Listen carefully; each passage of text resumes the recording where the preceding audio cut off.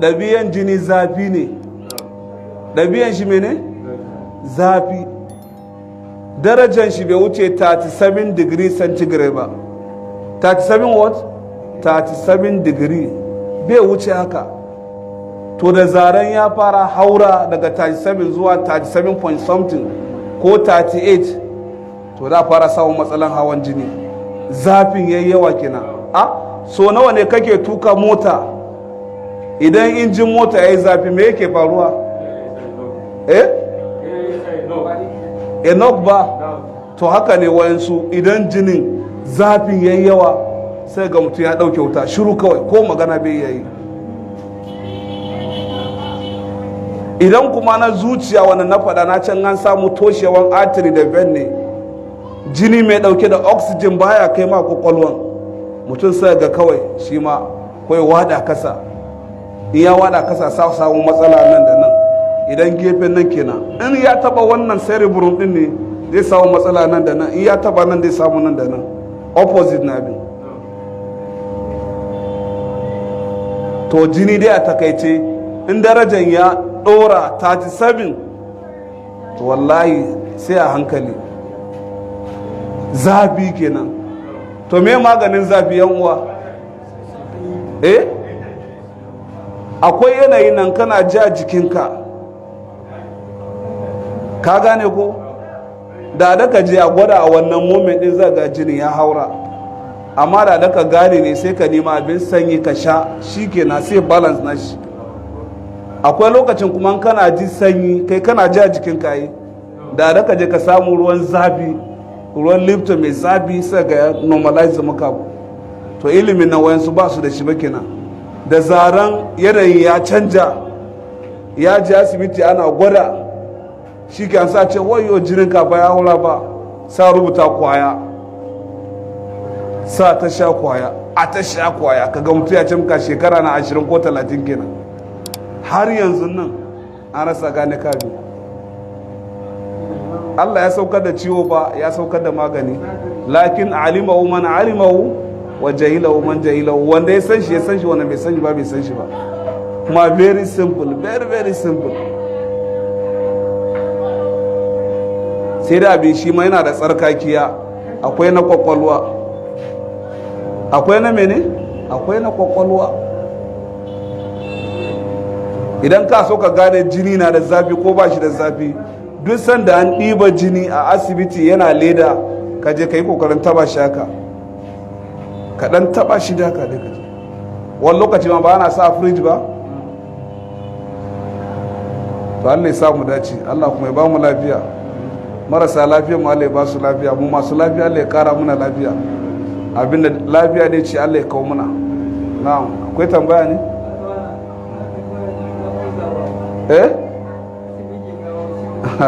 Bushi kenan, ba wani ulcer. Karatunmu kenan, ba wani maganan ulcer. Bushi ne. An samu bushi da zafi sun haɗu, sai ka ji matsala a ko ta ina jiki, sai ga ce yana kama baya, yana kama nan, yana kama nan. In an ce ulcer ba shine cancer ba, shine daji, miki. In ka da buban waya ka shiga ka google yanzu nan, in ka sa ulcer kana taba ya tafi, sai ka taba image sai bude, zai ga tumbi ne ya tsage ko ya huda ko baki ko akori ko wannan jan yaro din nan ko diyod nan ko jeji nan ko ilion ko cecum ko ulcerative colitis, ina ba ta an gane, ko rectum matattaran ba haya ya samu matsala, ko anus, da mai ma kala-kala ne. Ulcer din akwai cheilitis, kaga bakin mutum ya tsage haka. Ulcer ne ko wai suna ce wai hucin zazzabi wai hucin zazzabi. Ulcer ana kira shi cheilitis. Akwai wanda daga nan ya yi miki ba, shi ma ulcer ne, ana kira shi angular cheilitis. Akwai gingivitis, da shi na hakori, gum na hakorin nan shi ma yana fashe, ulcer ne. Akwai periodontitis, ulcer na hakori. Akwai glossitis, ulcer na harshe. Akwai esophagitis na nan, esophagus din nan ya fashe shi ma wani lokaci ya rami a gurin. Akwai carditis, akwai stomatitis, akwai gastritis, akwai peptic, akwai duodenal ulcer, jejunal ulcer, ileal ulcer, sai ulcerative colitis na manyan hanji, ascending transverse descending sigmoid column. Wa'annan su ma suna faffashe, shi yasa mutum ya tashi bangida wani lokaci daga kana har da jina ciki, daga kana bangida jini na fita. Ulcerative colitis. Akwai rectum, yadda ba haya na taru kafin su fita, shi ma duk yana samun matsalan ulcer gurin. Wallahu ta'ala alam. So bushi ne kawai, in sun bushe shi kenan yana ba mutum matsala, sace ulcer, ka ta sha magani ulcer a chemist, ka ta sha ba gane kanshi ba ulcer ba ne, bushi ne. Allah ya samu gane. Mala Abubakar, kan kana so ka yi tambaya ku?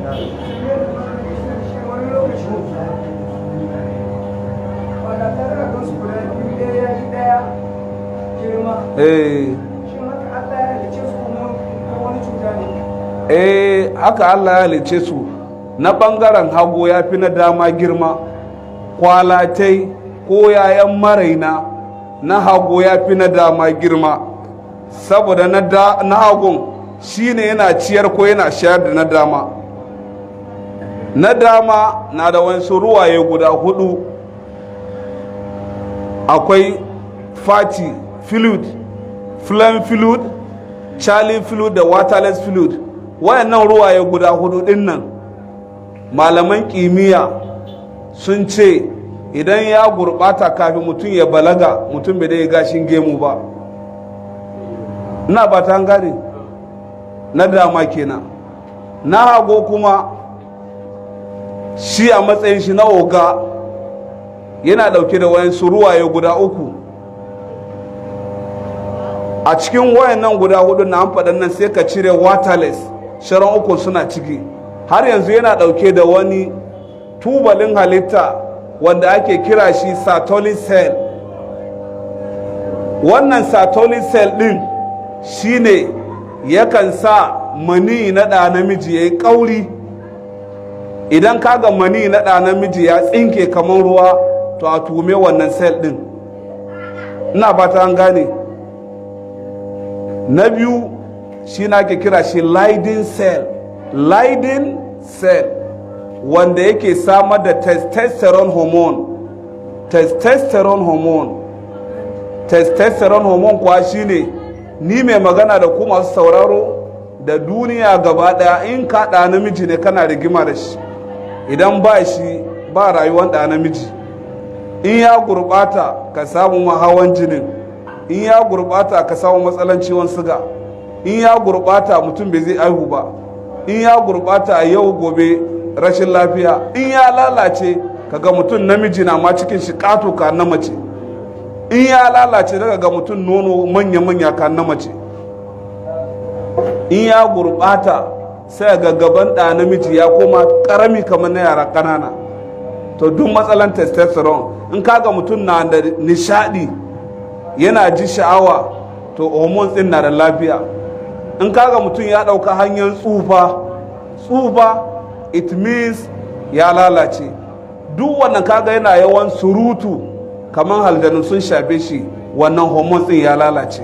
Testosterone hormone a cikin kwalatin hannun hagu ana samun shi a cikin Leydig cell. Ina ba ta gane. In ya gurbata mutum bai zai aihu ba. Haka shi Sertoli cell mai sa ruwan mani na ɗa namiji ya yi kauri, shi ɗin ma ya gurbata. In mani ya tsinke, ana so mani na ɗa namiji ya zama mai kauri, to na mace kuma ana so nata ya zama tsinkakke. Ina ba ta gane. Amma an samu opposite, na mace ya zama mai kauri, namiji ya zama tsiriri, to ba su aihu ba. Wallahu ta'ala alam. اللهم اهدنا فيمن هديت وعافنا فيمن عافيت وتوفنا فيمن توفيت وبارك لنا فيما أعطيت وقنا واصرف عنا شر ما قضيت برحمتك يا أرحم الراحمين.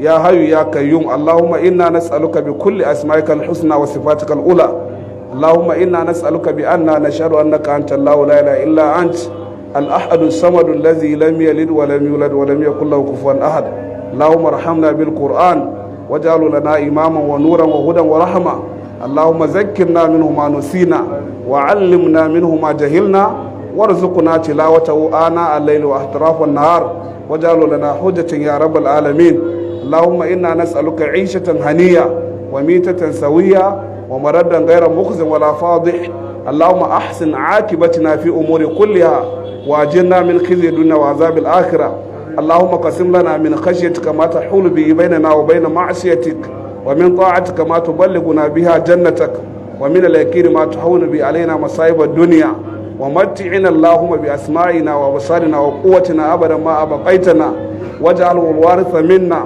واجعل ثارنا على من ظلمنا وانصرنا على من عادانا ولا تجعل مصيبتنا في ديننا ولا مبلغ علمنا اللهم اجعل الجنة هي دارنا اللهم لا تسلط علينا بذنوبنا من لا يخافك فينا ولا يرحمنا برحمتك يا أرحم الراحمين اللهم إنا نسألك الهدى والتقى والعفاف والغنى اللهم إنا نسألك الهدى والتقى والعفاف والغنى اللهم إنا نسألك الهدى والتقى والعفاف والغنى اللهم ربنا لا تدع لنا ذنبا إلا غفرته ولا هما إلا فرجته ولا دينا إلا قضيته ولا حاجة من حوائج الدنيا والآخرة إلا قضيتها ويسرتها يا أرحم الراحمين اللهم ربنا آتنا في الدنيا حسنة وفي الآخرة حسنة وقنا عذاب النار صلوا على النبي الكريم صلى على محمد وعلى آل محمد كما صليت على إبراهيم وعلى آل إبراهيم